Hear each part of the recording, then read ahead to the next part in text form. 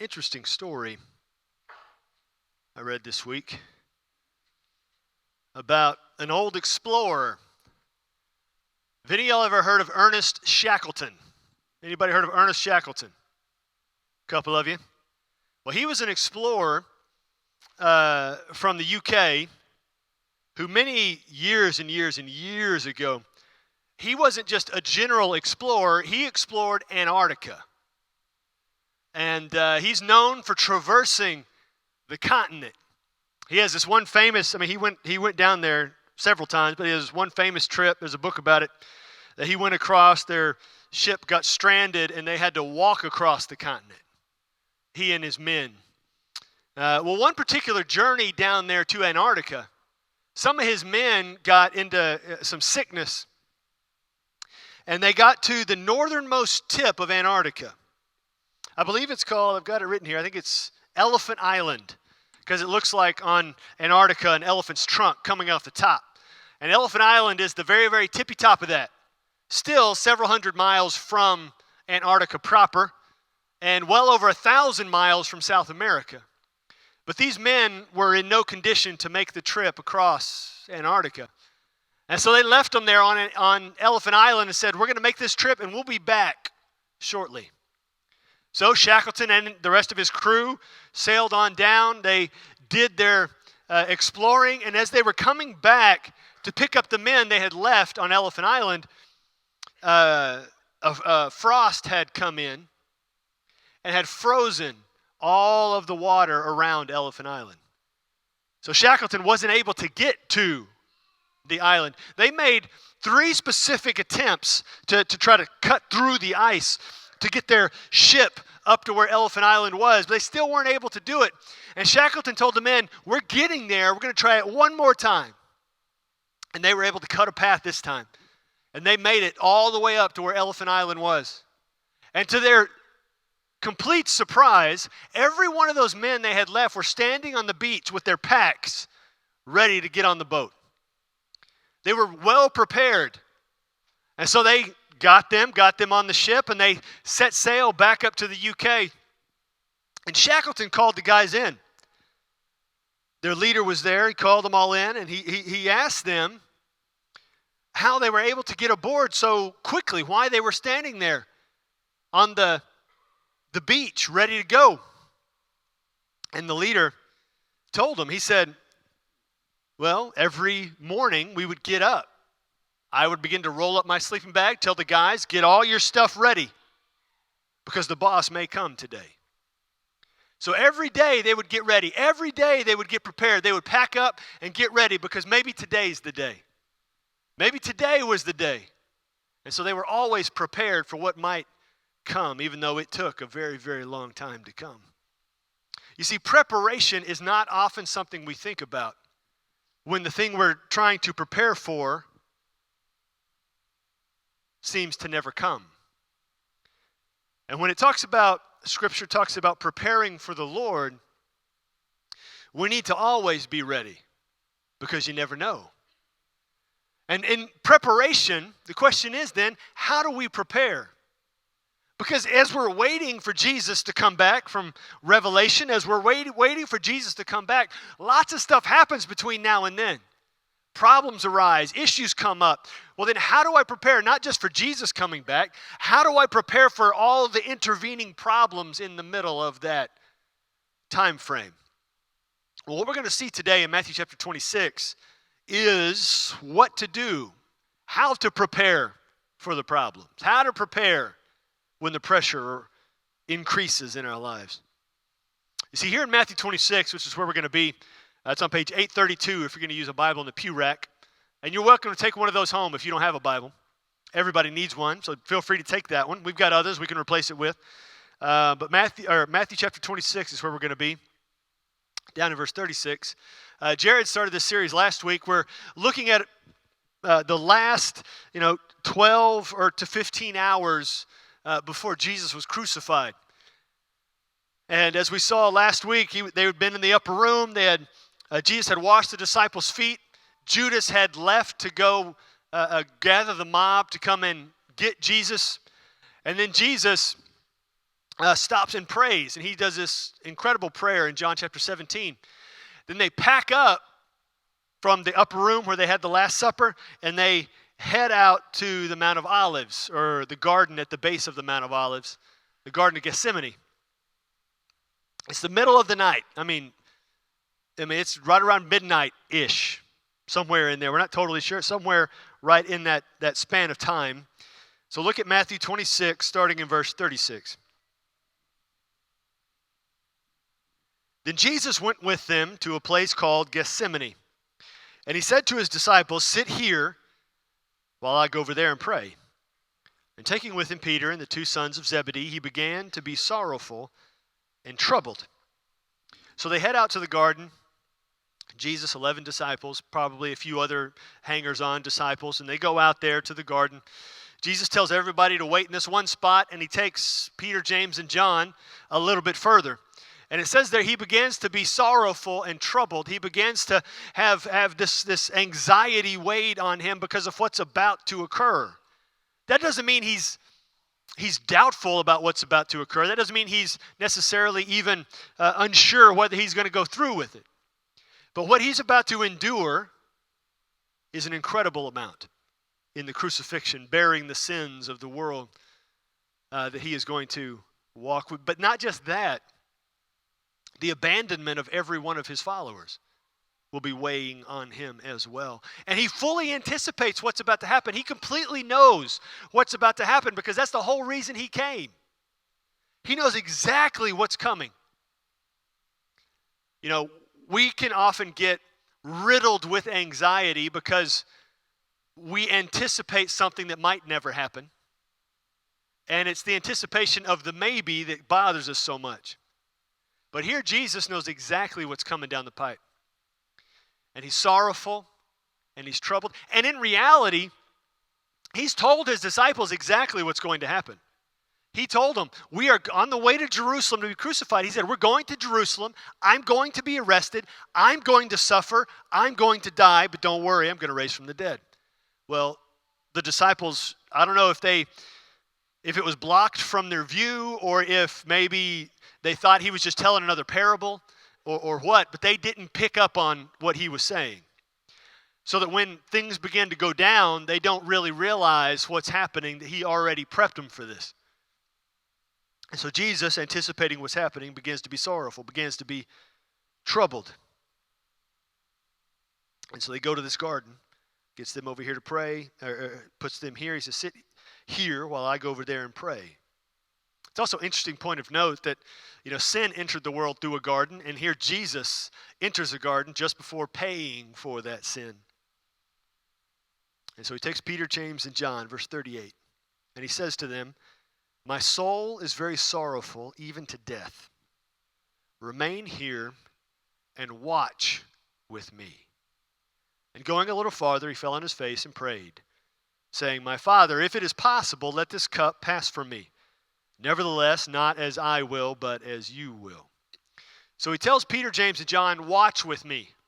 That word watch literally means stay awake, be alert, pay attention. So he says, you guys, I know it's the middle of the night, but you stay awake, be alert, pay attention. He's preparing them for something. They don't know what he's preparing them for, but he's trying to tell them something's coming, be ready for it. And then he goes a little bit further and he prays. And as from what we can gather, he doesn't go too far away. He goes still within earshot because the disciples know what he's praying because they wrote it down. And so he's off here just a little ways away, and he's praying. They can still hear him. And he prays, if it is possible, let this cup of suffering, this cup of pain pass from me. He says, but not as I will in my flesh, my humanness. He says, I know this is the whole reason I came, was to pay for their sins. And I'm ready to walk into this moment. And so he prays this. Verse 40. Now, before we get into what he says here, you can already see it, but he prays that verse 39, but he doesn't just say it one time and walk back to the disciples. Because look at what he says in verse 40. And he came to the disciples and found them sleeping. And he said to Peter, so could you not watch with me 1 hour? So Jesus had been praying for an hour. And you can infer in the way he says this, he considers this to be a short prayer. Anybody ever prayed for an hour and thought it was short? In the middle of the night at 1 a.m.? And get frustrated that somebody fell asleep when they were supposed to be praying with you? You know, I wasn't going to tell this, but I'm telling on myself. I've got the spiritual gift of being able to fall asleep anywhere. I could stand here, shut my eyes, and fall asleep on the stage. I've gotten it even so bad. There's been times that when Katie and I were dating, we would talk to each other and pray with each other over the phone, that I would fall asleep in the prayers. But not the prayers she was praying. I would fall asleep while I was praying. That's how it was. And of course, you fall asleep. You try to play it off. Oh, I was just in the moment. It was me and Jesus there. Are you asleep? No, it's just me. I'm with God right now. And I absolutely was asleep. You remember? Yeah, of course he does. But the disciples here, Jesus told them, watch. He says, stay alert. This is their one job. Pay attention. Jesus walks over to pray. All of them asleep. Boom. Just out. Just unconscious. And so Jesus comes back to them. Could you just not stay awake for 1 hour? And if I'm Peter, James, and John, I'm thinking, Jesus, it's 1 a.m. An hour? Like, in the middle of the night, you want me to stay awake, sitting down under a tree. This is an impossible task. He said, I gave you one job. Just watch. Just pay attention. Just be alert. Just be prepared. Something's coming. Couldn't you just pray with me? Couldn't you just watch with me? And then this time he does tell them to pray. Verse 41, he says, watch. There's that word again. Stay awake, be alert, and pray that you may not enter into temptation. The spirit indeed is willing, but the flesh is weak. As I get, your spirit is willing. You want to obey. You want to walk with me, but your flesh is weak and you give in. He says, just watch with me, be alert with me, and pray. If you're watching and praying, then you won't fall into temptation, but be praying in preparation for what's coming. Get ready, guys. I'm not sticking you out here in the woods for no reason. He says, watch with me and pray. Verse 42. Again, for the second time, he went away and prayed, my Father, if this cannot pass unless I drink it, your will be done. So he prays the same thing. But this time we don't get a time frame. It's implied, it's similar to the last one. He's praying for a long time. Verse 43, and again he came and found them sleeping, for their eyes were heavy. Again he came and found them sleeping, found them asleep. So he's told them to watch. He went away and prayed one time. Came back. They were asleep. He woke them up. Then he went away and prayed a second time. Came back, found them asleep. But notice, he doesn't wake them up this time. Time number 2, he doesn't wake them up. Verse 44. So leaving them again, he went away and prayed for the third time, saying the same words again. I just find that very interesting. He doesn't wake them up this time. He wakes them up the first time, but not the second time. He lets them sleep. He lets them sit there, lets them stay.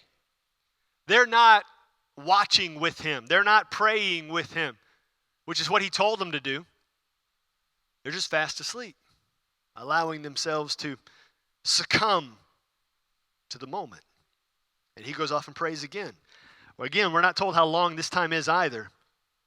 It could be just as long or even longer. Verse 45. Then he came to the disciples and said to them, sleep and take your rest later on. See, the hour is at hand, and the Son of Man is betrayed into the hand of sinners. Rise, let us be going. See, my betrayer is at hand. So he says, wake up, get up. The time for sleeping's later. Now it's time to get stuff done. Now it's time. The time has come. So many times before, he has done miracles. Jesus has done miracles and told people, don't tell anybody because my hour has not yet come. Well, now he's telling the disciples the hour has come. Now is the moment we've been waiting for all this time. Now is the climax, the pinnacle of the whole story of humanity comes to this moment. Get up. The Son of Man is betrayed into the hands of sinners, unbelievers, people who will not follow. Rise, let us be going. See, my betrayer is at hand. And now that's very interesting. That I want you to notice because of what we're about to read. Jesus is referring to Judas here, obviously. Jesus calls him betrayer. And in the previous verse, he said the Son of Man is betrayed. And now he says he's the betrayer. Now, again, the disciples would not have registered what Jesus is saying, even though he's already told them that it was Judas. In the upper room, when he said, one of you will betray me, they're all sitting around the table. All of them said, is it me? Is it me? Is it me? And then when Judas said, is it me? Jesus said, yep, it's you. I know. Now get up and go do what you're going to go do. Nobody in the room picked up on that. They didn't figure it out. And so now here they are in the garden, all the disciples except Judas. And so Jesus has told them, one of you will betray me. And now he says, my betrayer is at hand. I think at this point, it begins to click for him.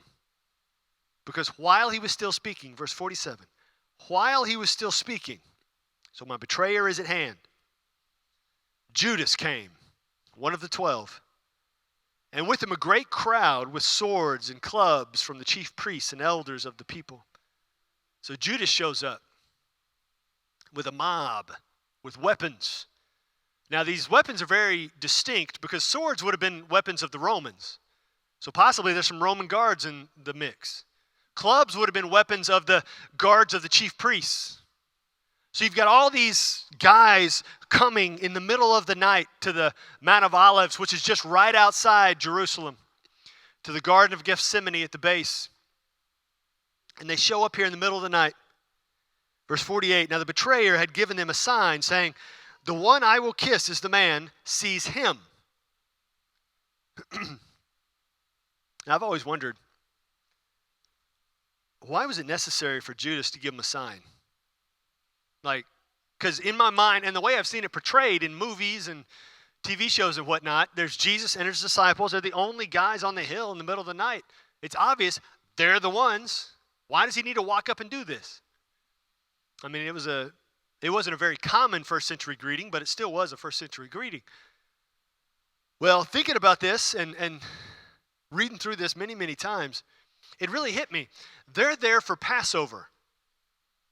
For Passover. But they wouldn't have been the only ones who came into town for Passover.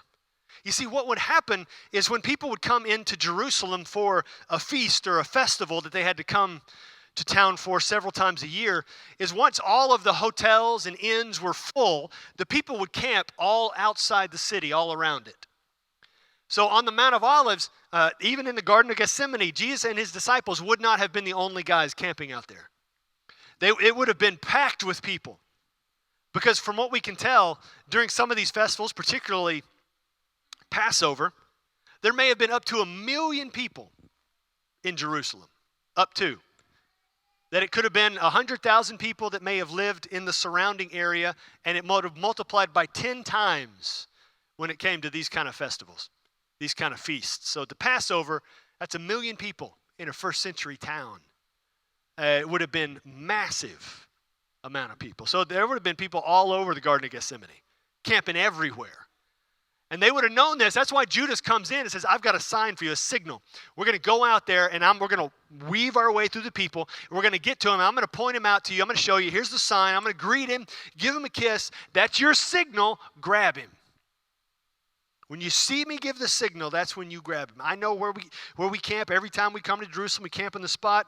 We were camping in the spot last night when we showed up. Let's just go. We'll get there. Some nights they had gone to Bethany, just over the hill to spend the night. But here they're just right outside of town in preparation for this moment. And so, verse 49, and he came up to Jesus at once and said, greetings, Rabbi. And he kissed him. Now, I want you to notice in verse 50, remember, Jesus called him a betrayer just a few seconds ago. But to Judas, this is what he says. Jesus said to him, friend, do what you came to do. Then they came up and laid hands on Jesus and seized him. Jesus, even though he recognized what Judas was doing, calling him a betrayer, Jesus still calls him friend in the moment. Jesus still calls him friend. If you were Jesus, would you call Judas friend? Or would you be thinking up some other names? I picked you out of the crowd and you were with me for years and now you're doing this mess. But Jesus says, friend, do what you came to do. There's nothing accusatory. There's no animosity in his language here. He just says, friend, do what you came to do. The mob comes and they seize him. Now, as we get into these next couple verses, you got to remember, some of these guys that are in Jesus' crew did not come from the cleanest of backgrounds. They were not all above board kind of guys. Some of them were pretty rough. As many of you know what happens next. Verse 51, and behold, one of those who were with Jesus stretched out his hand and drew his sword and struck the servant of the high priest and cut off his ear. Now we know from the Gospel of John, this is Peter. John is always very quick to call out when Peter does something bad. And we know that Peter did this. But they come up and they grab Jesus. And so Peter's gut reaction is to pull out his sword and swipe at him. Like, get your hands off of my Jesus. And in doing that, I don't know how he gets a clean strike without hitting him anywhere else on his body, but just somehow he just swipes up and gets the guy's ear just right and it flies off. And somehow, miraculously, in the moment, none of the other soldiers there with swords kill Peter. If this were at any other time, Peter would be dead by the time his sword finished swinging. I mean, he would be it would be over. But Jesus, I believe, we see it actually in another one of the Gospels when they come up and confront him. Are you Jesus? And he says, I am. And they all stumble backwards when he says it. That Jesus' presence kept them from striking out at Peter. And Jesus, we learn from the Gospel of John, heals the man's ear. Takes it, heals the man's ear. It's all back. And this is in front of the mob, the people who came to arrest Jesus, to take him to be executed. He does this phenomenal miracle against one of the guys who came to arrest him. Heals his ear. And it says, verse 52, then he said to him, put your sword back in its place. For all who take the sword will perish by the sword. Do you think that I cannot appeal to my Father and he will at once send me more than 12 legions of angels? He rebukes Peter in the moment. Peter's attempt to fight this opposition, this attempt for somebody to come and mess up what he perceives to be God's plan, Peter strikes out, and Jesus says, stop. Don't you think if I wanted a fight to be fought, I could fight the fight? I don't need you to fight my fight. I'm Jesus. I could call down 12 legions of angels. And a legion was a Roman army group of men, usually about 6,000. So, I don't think the number is important here, but in a literal sense, that would be 72,000 troops against this little mob. Jesus says, you think if I really wanted this fought, I could call down 72,000 angels against these 15 guys. But I wouldn't even need them because I'm Jesus. We see from Revelation when Jesus shows up on the white horse, he fights the whole battle by himself. He says, don't you think if I wanted the battle fought, I could fight it? Victory is still going to happen, but I don't need you to swing the sword, Peter. He says, stop. Put your sword back where it goes. Look at what he says in verse 54. But how then should the scriptures be fulfilled that it must be so? It says, if I were to call down the angels and I were to fight this fight, then scripture wouldn't be fulfilled and there wouldn't be salvation for the earth. This thing has to happen this way. It's not what you anticipated, Peter. It's not how you thought it would play out. It's not what you thought would happen. It's going to be painful. It's going to be difficult. There's going to be suffering. It's going to be complicated. And you don't see the end result right now in this temporary world. But Peter, it has to happen. It has to happen. Verse 55. So he says this to Peter, and now look, at that hour he said to the crowds. So he turns from addressing Peter and the disciples to now addressing the mob and any hangers-on that would have woken up there in the middle of the night. And he says to them who have him by the arms, have you come out as against a robber with swords and clubs to capture me? Day after day I sat in the temple teaching, and you did not seize me. But all this has taken place that the scriptures of the prophets might be fulfilled. Then all the disciples left him and fled. So Jesus says to the mob and the crowd, you're coming at me in the middle of the night when there's no one around to see, except these people out here on the hill. I was there with the thousands of people in the temple every single day, right next to you, and you didn't touch me until right now in the middle of the night. But this has to happen. He's telling them now, this has to happen for salvation to come. This has to happen. Scripture said this was going to happen. And as he says this, they take him and they're frog marching him back into the city for his trial. And in that moment, there's this one of the saddest sections of Scripture. All the disciples left him and fled. All of them. All of them left him. They abandoned Jesus in this moment. Peter had just been ready to fight. He had swung his sword, and seconds after swinging his sword, ready to fight, he's running with the rest of them, scared out of his mind, abandoning Jesus. Their lives, in Jesus being arrested, their lives were instantly complicated and unexpected and difficult and anxiety-laden, and they run from Jesus. That's their gut reaction, is to run and save themselves in the best way they thought, which was to get as far away from Jesus as possible. They weren't ready to face this level of difficulty. In the upper room, they said, we will go to the death for you, Jesus. Peter said that. I'm willing to die for you. That's when Jesus said, well, you're going to betray me 3 times tonight. Deny me 3 times tonight. They weren't ready for this kind of difficulty. They weren't ready for it to get this complicated. They weren't ready or prepared for this spiritual battle. Because honestly, what had just happened? They had slept instead of prayed. Jesus said, stay alert and pray. And they slept instead. And then they were faced with, up until this point, the most difficult thing they would have had to have faced thus far. Jesus told them to be alert. He told them to be watchful because something was coming. He told them to pray in preparation. And instead, they slept. Far too often in our own lives, we are spiritually asleep and not prepared for what we are going to face. Just like the disciples, Jesus has tried to warn us and get us ready, but then we're faced with a difficulty and we self-destruct because we have distracted ourselves with a wide variety of things and found ourselves to be spiritually asleep. But self-distraction leads to self-destruction. When we distract ourselves with everything in this world there is to distract ourselves with, from binging the latest show to ingesting so much news we can't take anymore, to worrying about how our lives are going to play out, or how this or that is going to get paid for, or how this health thing is going to take place, or how this other thing is going to play out, or what's going to happen at the job. We don't know.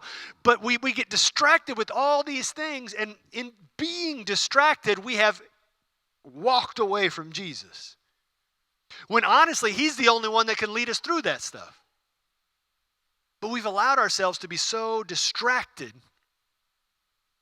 that we fold under the pressure. There was a time in college. It was my junior year of college. I was getting ready for finals. And the way it played out, I had 3 finals on one morning. I had I don't remember the exact times, but my 3 finals were spaced out. They went from 8 a.m. to 1 p.m., and they were back to back to back. The first final was philosophy. Awesome. The second final was Greek. Fantastic. And the last one was systematic theology, which is an overview of everything we believe as Christians. And it would have been difficult enough with philosophy and Greek, but systematic theology, typically in a college class or in any class, you get grades all throughout the semester. You do papers and tests and quizzes and all that. Well, this professor for systematic theology had the brilliant idea. You get 2 grades, makes it so much easier. You do 1 paper and you get a final, and you turn the paper in when you come for the final. So you have no idea how you're doing in the class when you show up on the last day for the final. You bring your paper and you're shaking. I really hope this is good enough. I really hope I did enough on this paper, and I really hope I remember enough for this final. And you find out days later how you did. And he was the only guy that taught some of these classes, so I had to take him like 4 times. And he did that in every single one of those. And so I was studying all week. I think it was like a Thursday, and the finals were all that morning. I was trying to get through these, and I had a couple other finals too, and it just consumes your mind. But then for some reason, I had gotten distracted by the other finals or gotten distracted by just dead week and craziness. And I was spending most of my study time on the night before the finals, which if you're going to be going to college soon, don't ever do that. That is a dumb idea. Don't. Especially when you got 3 finals on the same morning. Don't do that. Well, I did. And I stayed awake till about 4 a.m. Bad idea again, night before 3 finals. I think I'll just get a couple hours sleep, wake up, review those note cards, and then book it to class. And I wake up to my phone ringing. And I pick up the phone. Hello. And it's my friend Spencer. He says, Josh, where are you? I said, I'm in bed. What? He goes, it's 8:05. What? And I'm immediately awake. You ever have one of those, like you're really tired and then something happens and it clicks on. Like there's no grogginess, like everything shakes out, and I pop out of bed. And it just so happened that year, my dorm room was on the bottom floor next to the parking lot, and I'd always park right next to my window. So I wouldn't have to walk all the way around the building to get in. I just open my window and jump in. And so conveniently, I didn't go to the bathroom. I didn't wash my face. I didn't look in the mirror to comb my hair. I grabbed my backpack, hoping there was a pin, jumped out the window. I didn't even shut the window. When I got back later on, the window was still open. I jumped out the window, jumped in my car, which living on campus, we weren't supposed to drive to class. The parking spots over by the buildings were supposed to be for commuters. I didn't care. I was late. I jumped in the car, and I just booked it. I mean, I drove all the way as fast as you're allowed, probably on campus, and got over there, parked, ran up in there. My friend Spencer was sitting in the back row of the philosophy class, and he'd already grabbed me a paper. And I remember I looked at my watch. I slid into my seat at 8:12. At 8:05, I woke up, and somehow I got into my seat at 8:12. And this philosophy professor's philosophy of life was to fail as many of us as possible. He told us that on the first day of class. So I rushed in there. I mean, this massive final. I'm just writing as vigorously as I can write. And I got right up until the end of time. He called time, and I'm putting the period on my last sentence. I turn it in and run. I mean, literally run to my next final, which is Greek. And I run into that class, and I pull out my pencil, and I'm just going as fast as I can possibly go. And I got done with that, and I had a little bit of a gap. Then I had 10 minutes, and I was finally able to go to the bathroom and then get to my last one. And luckily, I had already printed off my paper for my last class, and I had it in my bag. I guess the Lord allowed me to anticipate this terrible, terrible moment. And I turned that paper in, sat down and did that, and I can still feel it. Like I could go right back to that room. I finished, handed that paper in, and it was like all of the exhaustion hit in that. It was like the adrenaline drove me until that moment. And then I barely made it. I didn't even go to my car. I just left it parked there and went on a bench and just sat for a while. Just completely wiped because I had allowed myself to be distracted in the lead up and almost self-destructed that morning. Just don't want to leave you hanging. I passed everything, thank goodness. I have a degree in the shed in a box, so all those papers are so important. And but God supernaturally provided that friend to wake me up and get me there. But I had self-distracted myself and almost led to my destruction. I almost blew it. I mean, those other classes, I had grades all semester, but that one class, that was all of my grade, was that one day. I had to be there. Self-distraction leads to self-destruction, and we do it all the time. Doom scroll all the time and don't even realize how long it's been. We go through this, try to numb our minds, our hearts, and so we don't have to think about the issue that's really at our hearts. When God has already told us how to prepare. Jesus did it. He told his disciples how to do it because, you see, prayer prepares us for the pressure. Prayer prepares us for the pressure. Jesus knows what's coming, and he's already laid it on us how to do it, just like the disciples. Stay alert, be with me, and pray. And he didn't just tell us, he showed us. Jesus knew what was coming, and how did he prepare? He went off and he prayed. And if there was ever a human being in the history of humanity who didn't need to pray, it was Jesus, because in praying, he's talking to himself. He is God, but he does it anyway, showing us how it's done. In preparation for this moment that all of history hangs on, Jesus goes off and he prays. He set this time aside specifically for this, knowing what's coming, being prepared for what's coming. He prays. You see, we may be anticipating something that's coming. We may be in the middle of something. Some of you, I don't know all of your lives. I know some of you, some of what's going on, and some of y'all are deep in the mess, in the pressure, in the problems, the difficulty, the grief, the pain. And even when you're in the middle of it, don't stop praying, keep praying. Don't stop, keep going. There's the famous story of the preacher who was in the delivery room for his baby, his oldest being born. And it was time to give birth. And the preacher said, we need to stop and pray. And the doctor said, you can pray, but we're going to push. We're going to push and pray. We're going to do it and pray. Do what you're going to do and pray. Nehemiah chapter 1, he went into the king and prayed while he was going. Do it and pray if you're in the middle of it. But prayer isn't supposed to be a tool we pull out at the last second when we have absolutely exhausted all the other tools. Prayer is supposed to be something we're constantly doing in preparation for what we don't even know is coming down the road.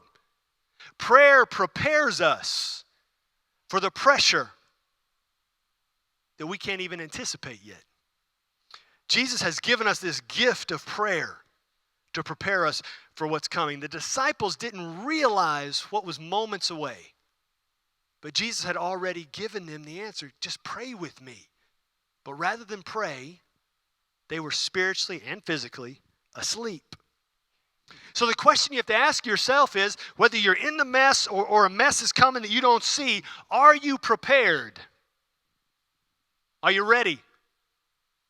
Are you prayed up? I mean, Jesus, that first time, he prayed for an hour and thought that was short. Some of us pray for 60 seconds, and we think that's way too long. We're already through our list. Like, I got nothing else to say. Let's just sit here. Keep going. I'll read my list again. And our mind is down the rabbit hole of thinking about, the next time we got to cut the grass, even though we're still like a month away. And you don't know how you got there, but you started here over with prayer and you ended up over here, and your mind is just wandering all over the place because Satan wants to keep you from praying.